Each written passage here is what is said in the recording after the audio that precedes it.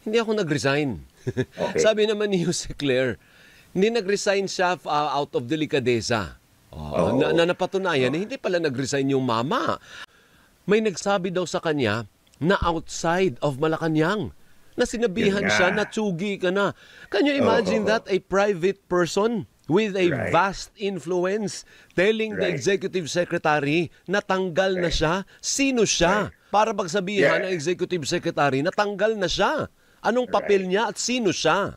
Right. So yun din ang palaisipan para sa marami at marami din malikot mag-isip at alam kung sino yun. No? Dahil sino Alam mo lang ba, ba ang Prof, kung sino? gano'n? May mga hinala tayo, no? Hindi naman tayo baguhan sa politika, no? Pero yes, meron, no? So pero kung siya talaga 'yon, makikita mo talaga na kanino ang center of gravity ng political power and influence sa loob ng palasyo, no?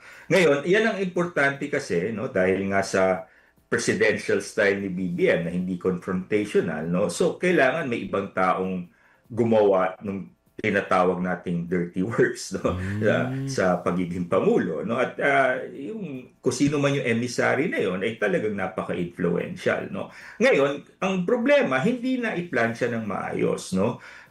Siguro naisip nila, no, alam mo naman sa mga Pilipino and very Asian, no, to save face, no, kaya nga delikadesa yung ginamit, mukhang etong si kasi former Chief Justice ba naman yan? Former Justice of the Supreme Court yung Executive Secretary mo.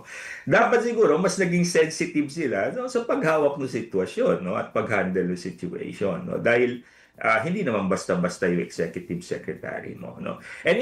At alam naman natin na common practice din yan. No? Kaya nga may courtesy resignation, no? You serve at the pleasure of the appointing power, the President.